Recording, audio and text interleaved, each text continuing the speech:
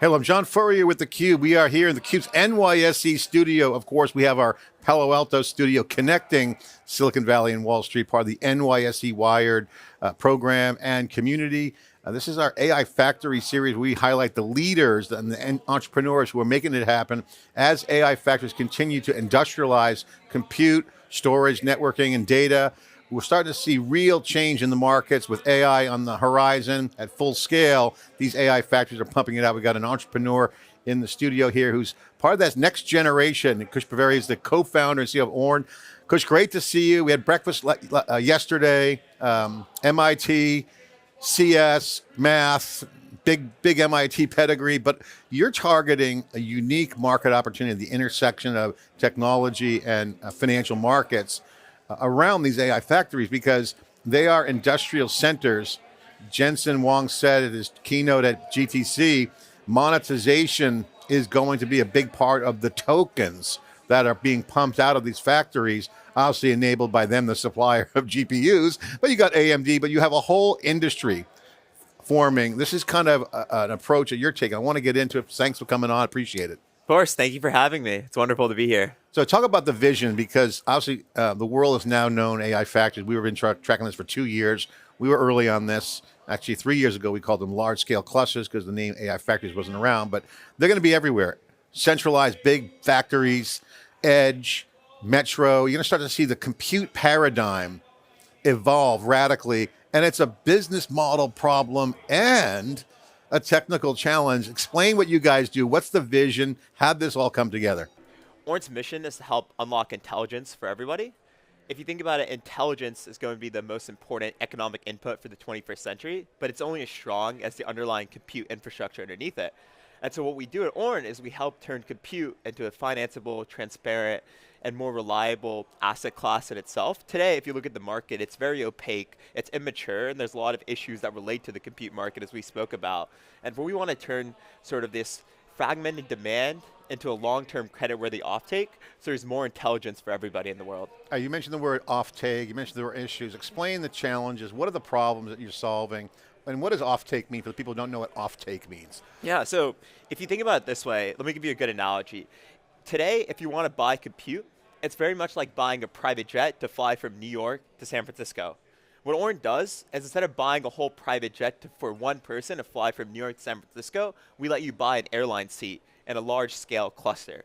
So we turn this long-term offtake where if you're a data center builder, you need to have a creditworthy tenant such as Microsoft, Google, Amazon, or Oracle come in and basically offtake your cluster from you, and then they will go in and sell that cluster to different startups and companies on the other side. What Ornn does is it turns this sort of fragmented demand on one side with startups and other people that are not creditworthy in itself, and we bring that together, make it creditworthy, and offtake it that way. So instead of just buying a full private jet, you could buy an airline seat as a company. Yeah, I wanted to get that out there because I think this is an important nuance, and it highlights the opportunity that you guys are going after, and others. That offtake means that I'm a data center, I could maybe been doing Bitcoin mining for a decade, made a lot of Bitcoin, but I got the energy, I got a bunch of GPUs, maybe I got some more from NVIDIA, but then the big hyperscalers have huge demand, so they need to go get that seat, if you will, which makes sense. And they got big wallets, but startups don't either. So you're democratizing access to allow the builders, the people who are deploying the heavy infrastructure, to do their thing, which has its own economics, and they're going to hit the demand curve on the supply side. Is that right? Of course, yeah. I think there's a lot of people that want to build models, post-trading, pre-training. There's different stacks in this sort of AI model building ecosystem, and we want to make it accessible for everyone, whether you're a small startup that's 10 people, 100 people, 1,000 people, no matter what the size of your company is, you should have access to these accelerated compute units. Because as I said before, intelligence is it's the most important economic input for the 21st century, and we need ways for more and more people to contribute to this economy. And what's the current situation? If you had to kind of put the classic old way, new way, what does this solve? What's the alternative? Without you guys, what does the startup, what does that large enterprise or even hyperscaler need to do? Yeah. Provisions, a lot of grunt work. I mean, what's the value of having that service? I think Ornn brings more of that financial layer and transparency into the market. If you look at back 100 years ago, farmers wouldn't plant corn or before they knew that they could sell corn at a predetermined price in the market. So Wall Street came up with futures contracts, right? And if you think about today, the farmers in today's world are the data centers themselves. And so what we do is the chips are the corn, and we let data centers pre-sell in a futures market their compute capacity the same way farmers were selling 100 years ago. It's interesting. I love that farm analogy because one, it speaks to the financial side of it, which you guys are going after. We'll get to that in a second. But also, they have workers. They have farmers.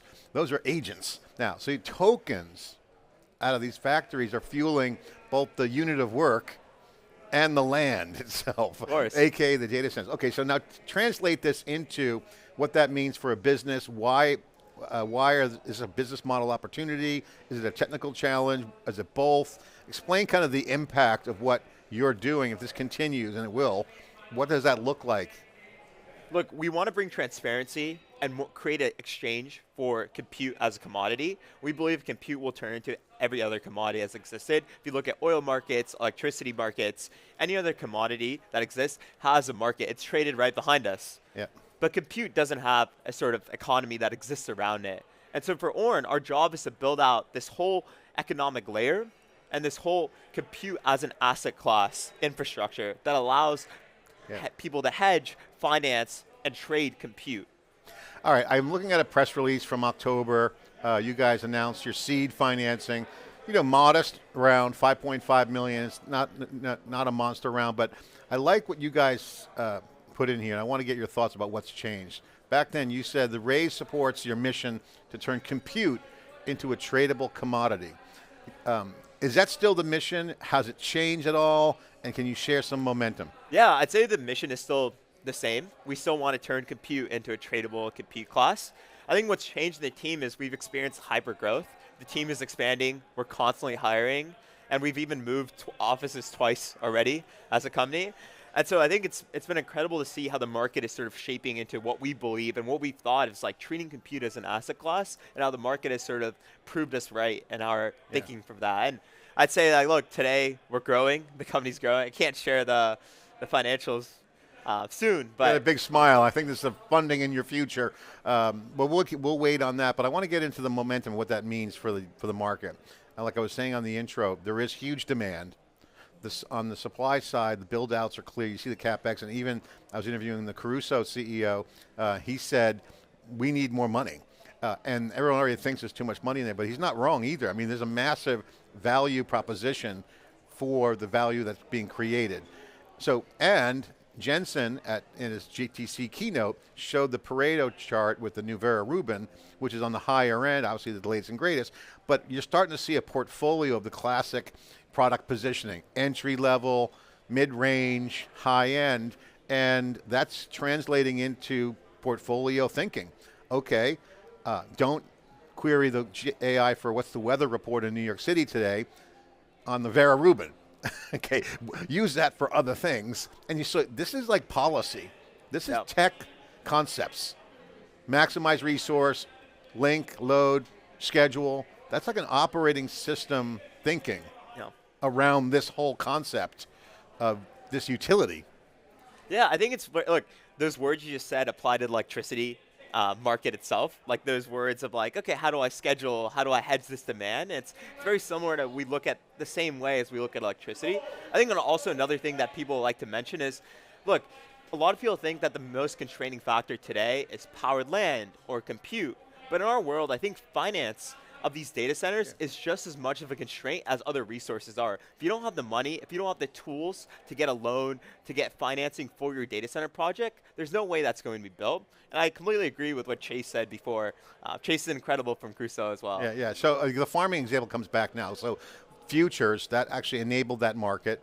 We don't know what the GPU market's going to be in 5 years, but yet these contracts on the data centers are being locked in for longer terms, but yet the buyers are going into probably 2, 3, maybe 5 max contracts, and they probably don't even know what their capacity needs are going to be in 5 years. Yeah, of course. I think what happens today is there's a lot of different contracts that get rolled out. People build a data center assuming the life of it will be 10, 20 years, and that's sort of like shaped out in the past. But today the rate of accelerate is 100x, 10x every year. Every time NVIDIA releases a new chip, you just look at the frontier as you saw, it is 10x, 100x better than the previous generation at token input, and the models are only getting better and better and more efficient to run on the past generation's chip. So there's a lot of uncertainty in the market, and when there's uncertainty, there needs to be created a market so people can express their own opinions onto that space. Well, we're certainly in a build-out mode. I want to ask how you got into this.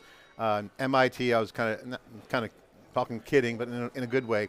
MIT pedigree, but MIT, world-class organization, great computer science, great physics, math program, all great skills for this. Are you guys sitting around drinking beer at the Muddy saying, hey, let's tackle the commodities market? I mean, take me through the mindset, because this is kind of a trend we're seeing. We're seeing a lot more brains going into solving hard problems that actually have commercial, societal impact, and isn't your classic build the new app. Yeah. It's a whole nother level. Explain the origination, how it all came together. Of course. So my co-founder, Wayne, and I started the company back in August of last year. Wayne was a quant trader before this, and I was working in semiconductors and venture before this. And so it's sort of a mix between the two worlds. And as you mentioned, I think MIT does a great job of teaching you about very different disciplines. And for us, we wanted to do something that has a real impact on the world and can help people all sorts of spaces. And I think giving access to compute is just as important as doing anything else, because without compute, we can't treat intelligence as an asset class, right? Intelligence is going to be the most important thing that people have access to. It's a tool that gives people a way to move up social ladders. It's a way for people to sort of create businesses off of. And I think intelligence, the whole AI boom, is going to bring the world into an abundant state. And so it's helping sure that we do our part accelerating that. And the electricity example is a good one, because if you look at what's going on with AI infrastructure, it is truly industrializing kind of the new way to do things, create jobs, solve some societal problems. And so this clearly is an economic force. Again, back to monetization. Take us through some of the things you're working on now. How does it work? Where is the beachhead that you're securing in your business? Is it financial? Is it technical? Take us through some of the mechanics of how everything's working. So today the product looks like we have indices that track the price of compute. These indices will track the price of NVIDIA chips to be more specific, and they're structured the same way other indices are. If you look at the oil markets or natural gas markets, right, we do the same sort of approach when creating our indices. These indices are then tradable on some of the CFTC-regulated markets, such as Kalshi-X. But we also do our own structured financial trades on top of these indices ourselves. I think the goal for us is to build a whole host of an exchange. Today it's very financial, but we're also thinking of making it more and more technical. If you think about electricity markets, it's the same way. Like when you trade on a PGM sort of grid in electricity markets, right? You trade on nodes. And for us, it's the same concept of applying that. These are markets that existed before. Compute is just a new commodity. The market structure should look relatively the same, but you should apply the concept of compute into that market. How are you guys thinking about the system side of it? Because all these AI factory conversations all point to one thing, and it's well documented. I mean, every keynote, every vendor, mainly NVIDIA and all the chip vendors, it's not just the GPU or computer XPU. There's memory involved, HBM. You saw the prices of memory are skyrocketing. Take me through the mindset of how you guys factor in the subsystems around these large-scale factories. Of course, I think there will be markets that exist for every single component. I think, as you mentioned before, HBM memory prices today are increasing at 100x, 300% from what previous years have been.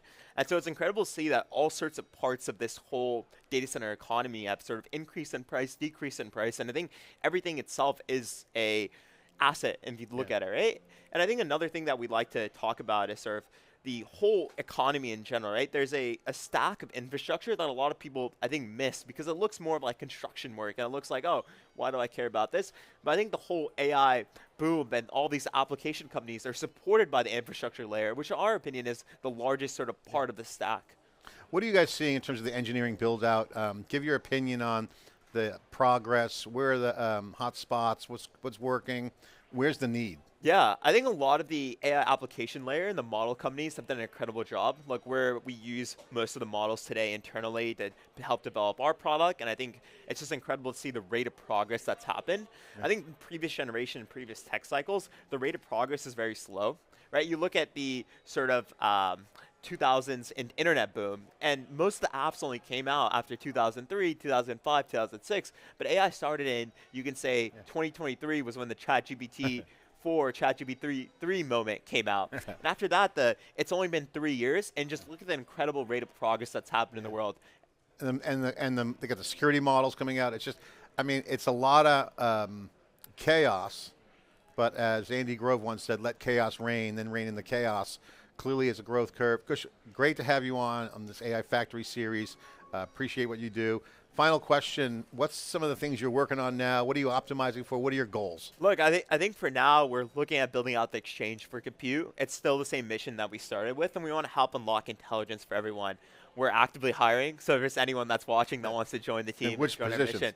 Put a plug. The whole team. We are hiring across every single position across the whole team. We're trying to expand and go to market, engineering, sales, the whole stack. And I think it's important that the company's growing at a rapid pace, and we just need to keep up with that. And as I said before, agents can only do some of the job today, and hopefully they'll do a lot more. But I think the world is still very people-focused. How are you guys thinking about AI native and agents? Just while I got you here.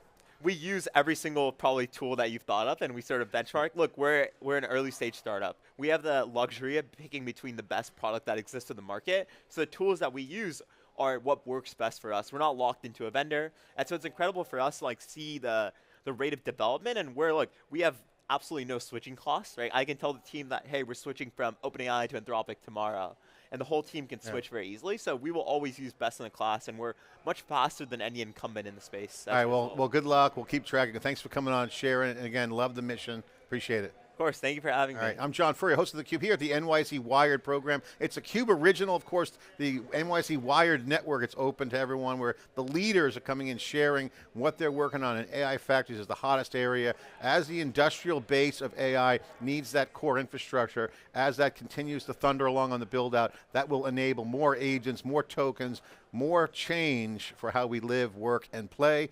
We're doing our part to bring you the coverage here in theCUBE. Thanks for watching.